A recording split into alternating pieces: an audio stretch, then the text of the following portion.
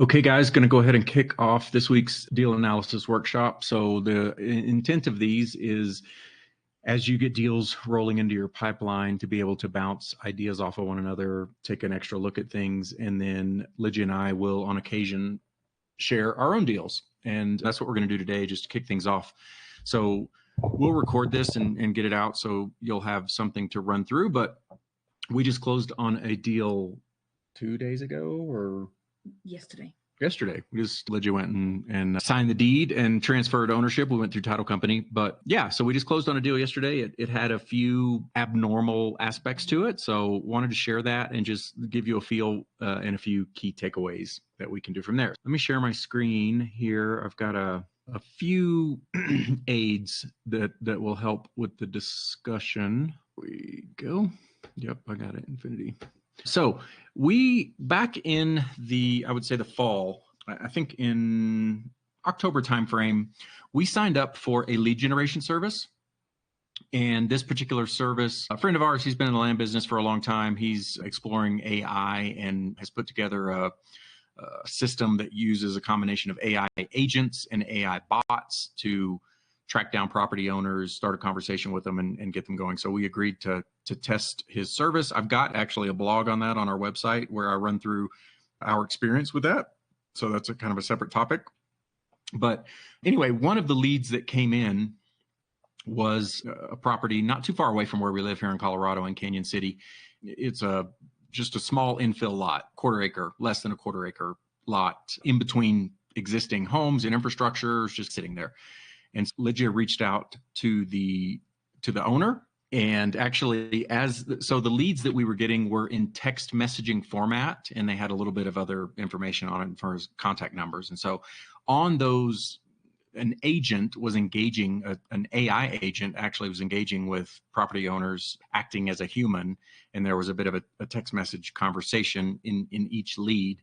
This particular one had the comment he didn't want to take less than $10,000 for it.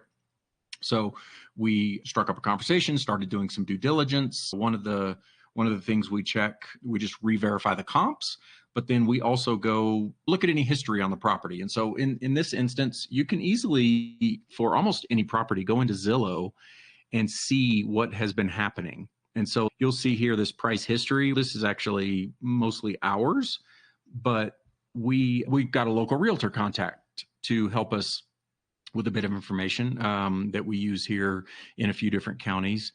And that's a pro tip, is really, if you're going to be in a market more than just a quick deal, it's good to have some local contacts, some realtors, even contractors, city council people, just whoever you can drum up a relationship with. They can provide some great information. And anyway, we had our realtor, she pulled up the MLS listing history, and you can see that here.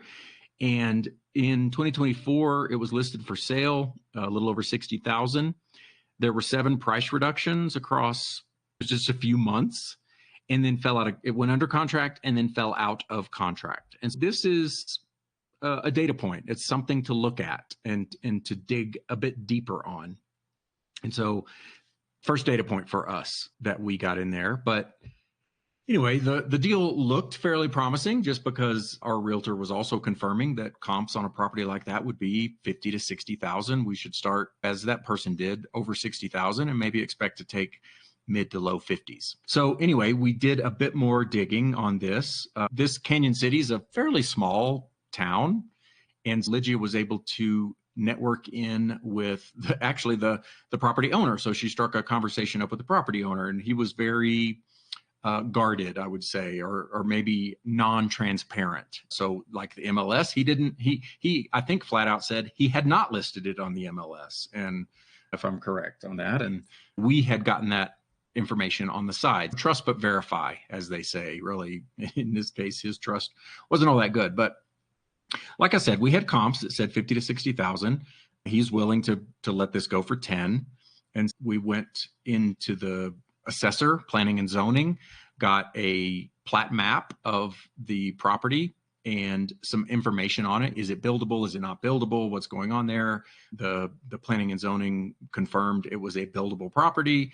We had a plat map, which I actually also have a screenshot of here that I'll share, but this is a snip of the plat map, the full lot. And then I zoomed into a section here that you'll see on the drawing. It's an easement, and I don't think I have the language on here, but it's basically, here it says it's a maintenance, or it's a hydraulic lateral line or something. So basically it's for drainage. And there's actually a pipe underneath the ground along this drawing here. And this became for us a point of confusion. Initial response from the county, yes, it's a buildable lot. There was a person who lived and worked in the area, general contractor, that had his eye on this lot and had been trying, to get it. And I think he was the actual one that it fell out of contract with the first time. So we spoke with him, and he said it was not buildable, and that's why he backed out of the deal. And having mixed messages, we decided to go a bit deeper on our analysis and ended up networking and talking to people that were actually responsible for this easement. The city council had, as part of the city planning, put this easement in to be able to drain water. Lydia spoke with, there's a board that actually is over this particular easement. And that person said, it is buildable. What would have to be done would be, like, the city didn't care where this easement or where this drainage is. They just need the drainage. And so if somebody were to want to build, they would have to move this easement if the building was going to be on this particular part of the property. And so it was possible.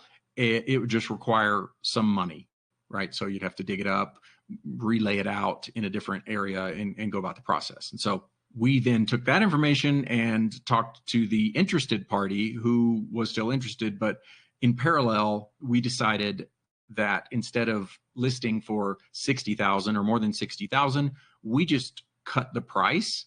I think the estimation was like 15,000 that it was gonna be. And so we just did a bit more than that. We came down to 38,000, I think was our asking price. This guy came back and said he'd do it for less than that. We agreed on 30, and it was a good deal for him. He was looking for the lot already, and we were able to problem solve and find a solution so that he could feel confident in buying it. And we tripled our money, right? We bought this for 10, sold it for 30, and had a nice $20,000 profit. So anyway, my takeaway here, or what I would instill for you guys, is a few points. So what initially started out as a red flag, right? You come in here and you look at a property and you go, holy cow, this thing's been reduced 7 times in just a couple of months. And then it went under contract at the low price and fell out of contract. And so that is a red flag, right? You should look at that and say, something may be going on here. I should dig a little deeper if the deal on its surface is worth something, right? And we were looking at this initially and thinking, okay, a 10K purchase, 50 to 60,000 sale, there's 40 or 50,000 in profit potentially there. And so it's worth a bit of time and investigation to come in here and look at things like that. But anyway, it is and should be a red flag, right? You do a little digging, you don't take the owner's information at face value, get that verified on the side. And so in this case, what the owner had told us, he had not put it on the MLS, we were able to come verify and say, yes, in fact, it had been. And so both of those really are just sometimes for cheaper deals. Like if we're talking $3,000, $4,000, $5,000 we're buying a property for, which isn't necessarily cheap, but relative to some things, we may take a gamble if we can't find information quickly and just buy a property to get it done and then deal with anything that may come out of it, because it's very rare, really, in our experience, I would say, that things like this happen, but they do. A second point to call out that I've called out earlier, it's really so helpful to have local resources. Realtors are great contacts to have. We get market comps all the time from realtors to verify and validate what we're doing on the side. I will say realtors a lot of times don't necessarily understand this business model, and they will be reluctant, I would say, to chase a deal, or that we've sold properties for far more value or more of a sales price than a realtor would have listed things for. And part of that is because we'll owner finance, and so we can command a higher price. But sometimes realtors, you have to think about the motivation. For them, if they're getting, I don't know, 3%, even 5%, the difference, if you list something at 60,000 versus 50,000, it's not a whole lot out of their pocket. And so they're pushing for you to list things cheaper, move it quickly, which can be a good strategy, but they're great contacts to have. They can dig into sometimes information that you don't, or they can put you in contact with other people like general contractors or builders, subcontractors, people that are on boards or things like that. And so I would say our career, we tend to go deeper in certain counties. We'll explore other counties, but when we find one that's really working, we'll go in deep and we'll stay there and understand the lay of the land.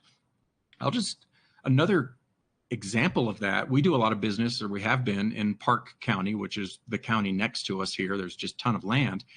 It's getting to be heavily trafficked with other flippers and things like that are going on. But Lygia has stumbled into a pocket in the county where the city of Aurora, which is a little suburb just outside of Denver, has a giant water project. And they were asking for an easement on one of our properties, and she offered just to sell it to them.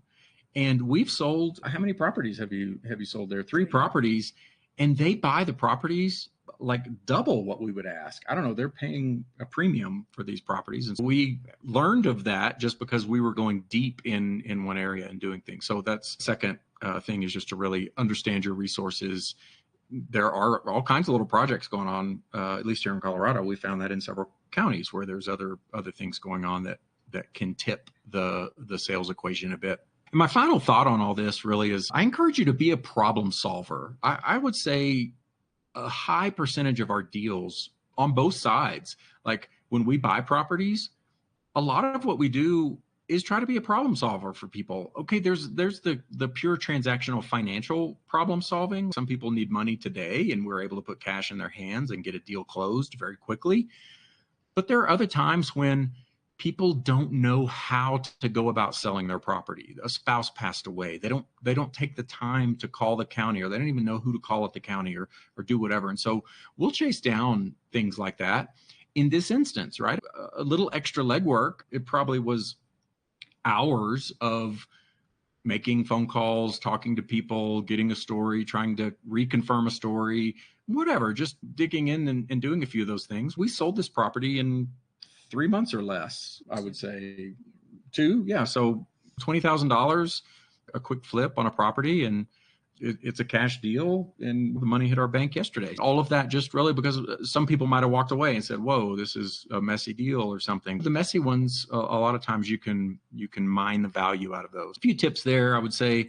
Interesting little deal for us, lucrative just for a quick couple months, but it was just attributed really to going about and solving a problem. So that's what I wanted to say on that. I don't know. Do you have other thoughts about? Yeah, one thing that I wanted to add was that the first realtor that gave me the MLS history, the MLS history, told me I would not buy it. It fell out of contract at $19K. If you guys need to pay $10K for it, I would not buy it.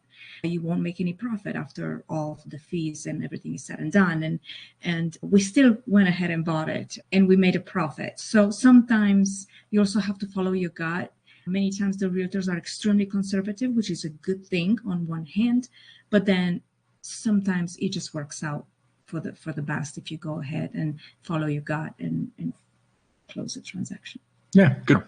It kind of goes in line with what I was saying. The realtors sometimes come at this from a little bit different angle, and it is good to take their information, but also to challenge it really if you want. So anyway, that's our deal. I wanted to highlight a few points there. I hope you guys are doing well. I'll pop this in the group as soon as I can.